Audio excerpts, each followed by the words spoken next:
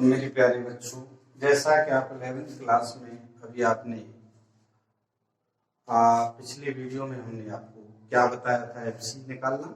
और एफसी के बाद हमने आपको क्या बताया, बैलेंस यानी वेस्पर थ्योरी के बेस पर मॉलिक्यूल की स्ट्रक्चर, यानी कोई मॉलिक्यूल की स्ट्रक्चर कैसी होगी और उस मॉलिक्यूल में कौन सा हाइब्रिडाइजेशन होगा, यानी टाइप्स ऑफ हाइब्रिडाइजेशन के विषय में आपको बताया था। अब क्या बात आती है, अब इसमें बहुत ही मोस्ट इंपोर्टेंट थ्योरी आती है बीबीटी। बीबीटी कौन सी थ्योरी है? बीबीटी। इसकी फुल फॉर्म है वैलेंसी बॉन्ड थ्योरी। इसे वैलेंसी बॉन्ड थ्योरी के नाम से इसे जाना जाता है और इसको Hitler and London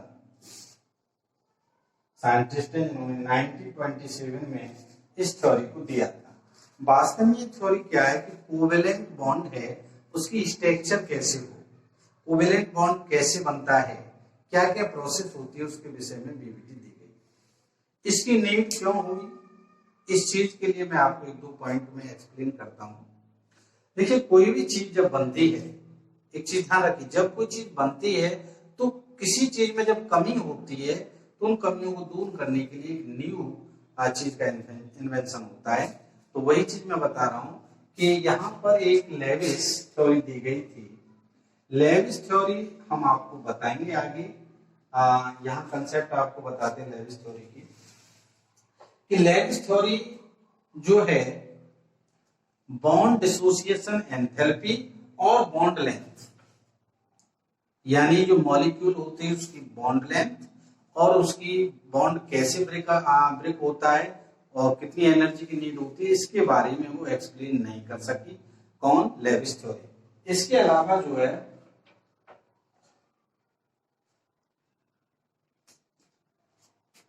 covalent bond का कैसे फॉर्मेशन होना चाहिए, इसके विषय में भी जो है लेविस थ्योरी नहीं बता पाई।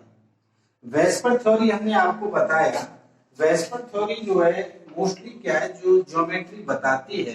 भाई वेस्पर थ्योरी का फंक्शन होता है ज्योमेट्री बताना, कि वो ट्राइगोनल है या टेट्राहेड्रल है या ऑक्टाहेड्रल है।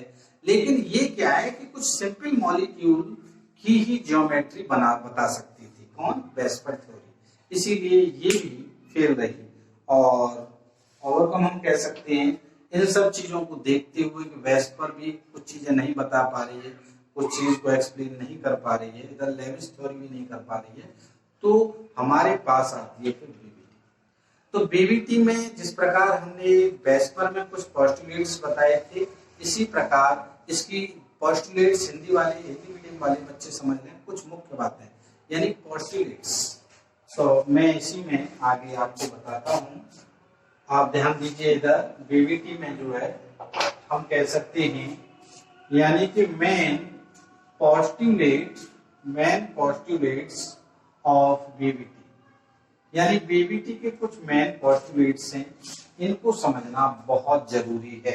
देखिए, आप फर्स्ट पॉइंट इसका क्या बताता है, ये नॉर्मली आप जानते हैं कि जब भी कोवेलेंट बॉन्ड बनता है, जब भी कोवेलेंट बॉन्ड बनेगा तो कभी भी फील्ड ऑर्बिटल का one atom second filled orbital के एटम से जो है ओवरलैप नहीं करेगा। ध्यान रखना, वो कहीं ना कहीं हाफ फील्ड होगा, यानी एक half filled orbital other half filled orbital के साथ ओवरलैप करेगा, तभी हमारे पास कोवेलेंट बॉन्ड का फॉर्मेशन। आप समझे? मान लीजिए मेरे पास ये है, इसको मैं फुल फील्ड बोलूंगा और ऐसे बोल दूं ऐसे, और दूसरा जो होगा इस तरह से, तो तभी इनमें ओवरलैपिंग होगी। ध्यान रखना, तभी क्या होगी? ओवरलैपिंग होगी। ये इसका फर्स्ट पॉइंट था, किसका? बीबीटी का। सेकंड पॉइंट को आप समझिए।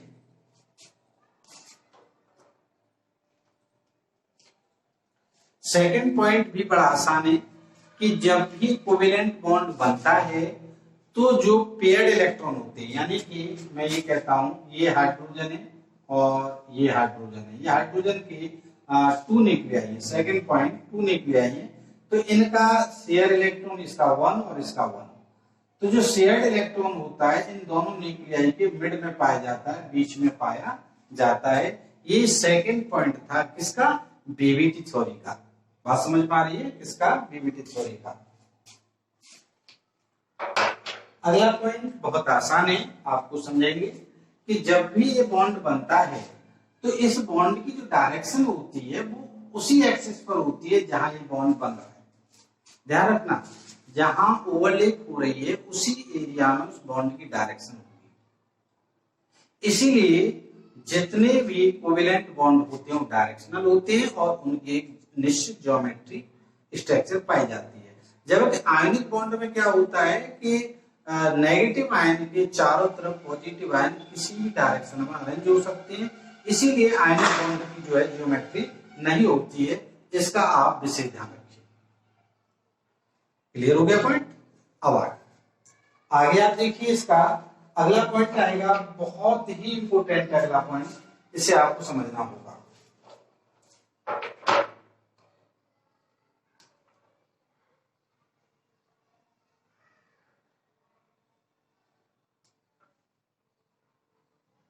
देखिए, ये हम मोस्टली इस पॉइंट को बता चुके हैं आपको। हमने अभी थोड़ी देर पहले आपको ये बता रहे थे bond pair and long pair. हमें केवल लॉन्ग पेयर को बताना है, यानी जब कोवेलेंट बॉन्ड का फॉर्मेशन होता है तो आपने देखा होगा कि 1 इलेक्ट्रॉन उधर से आता है, 1 उधर से आता है, तो वहां सिंगल बॉन्ड बन जाता है, यानी पेयर्ड इलेक्ट्रॉन बन जाता है। ऐसे ही 2 इधर से आते हैं, 2 इधर से आते हैं, तो 4 इलेक्ट्रॉन का शेयर होता है, डबल बॉन्ड बन जाता है। कहीं ना कहीं इसमें क्या हुआ कि बॉन्डेड इलेक्ट्रॉन ही कोवेलेंट बॉन्ड बनाते हैं। जो शेष रह जाते हैं, जो बॉन्ड बनाने में पार्टिसिपेट नहीं होते हैं, ओवरलैपिंग में कंट्रीब्यूट नहीं होते हैं, उनको हम लॉन्ग पेयर कहते हैं। ये इसका बीवीटी का 4th पॉइंट।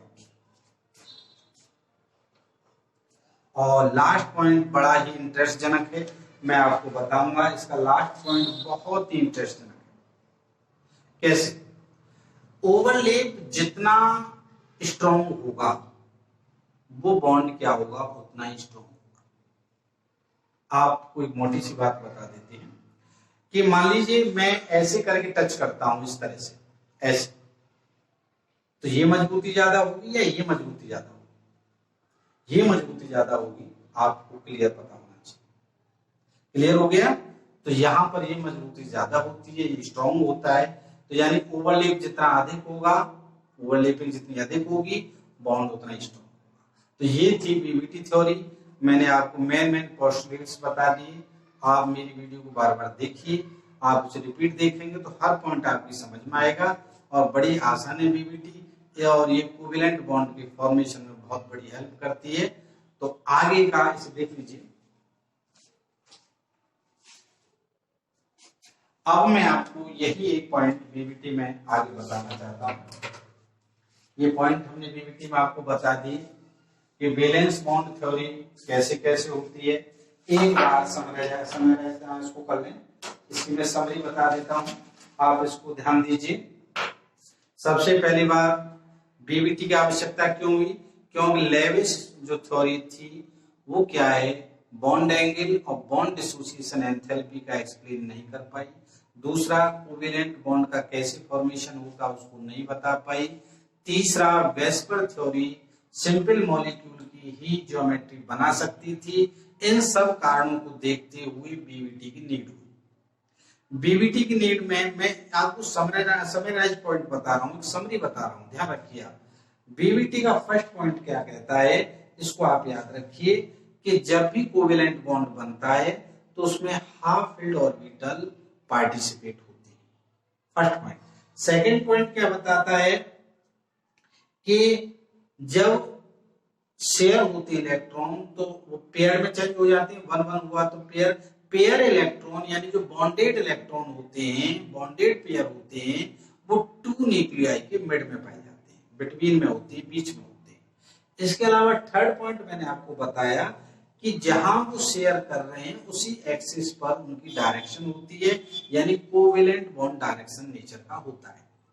अगला पॉइंट मैंने आपको बताया था कि ऐसे बॉन्ड जो बॉन्ड पेयर नहीं बना रहे हैं, जो कोवेलेंट बॉन्ड में पार्टिसिपेट नहीं हो रहे हैं, उनको लॉन पेयर कहते हैं। 4 पॉइंट क्लियर हो गए। और लास्ट पॉइंट मैं आपको बताता हूं कि ओवरलैपिंग जितनी स्ट्रांग होगी बॉन्ड उतना स्ट्रांग होगा। बहुत ही आसान है बीवीटी थ्योरी, इनके पॉइंट को बार बार रिपीट करके देखेंगे, बीवीटी थ्योरी आपको लर्न हो।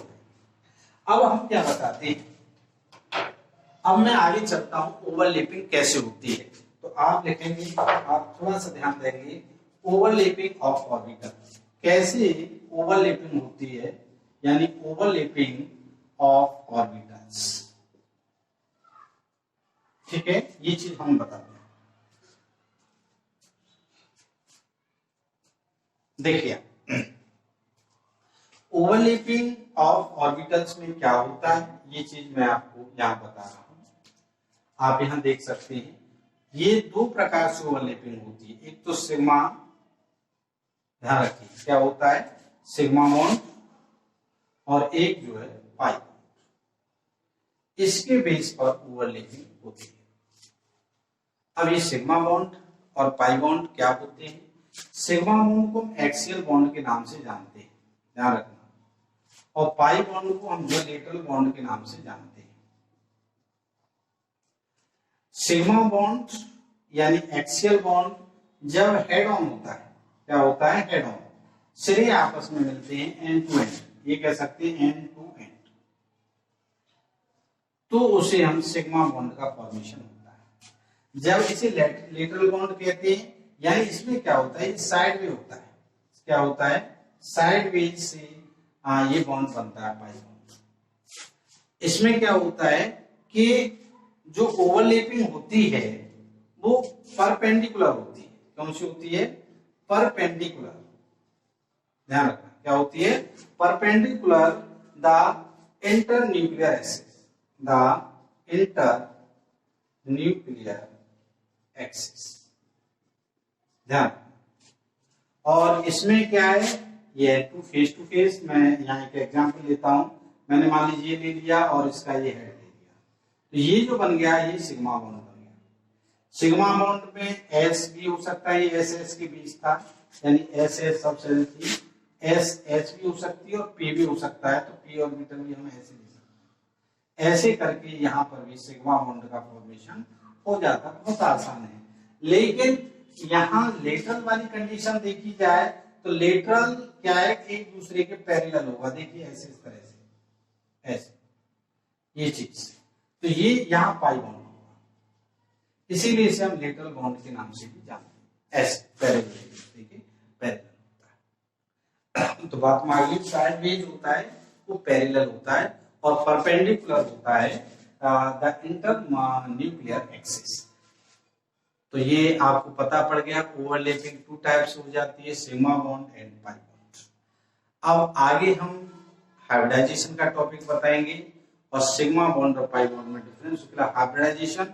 और हाइब्रिडाइजेशन के बाद अगली जो मीटिंग उसमें वीडियो में हम लेंगे वो आएगी एमओटी थ्योरी, केमिकल बॉन्डिंग में। ध्यान रखिए एमओटी थ्योरी बहुत इंपॉर्टेंट है, तो कल की वीडियो में हम इस चीज को डिस्कस करेंगे। तो आज इतना ही, थैंक यू, नमस्कार।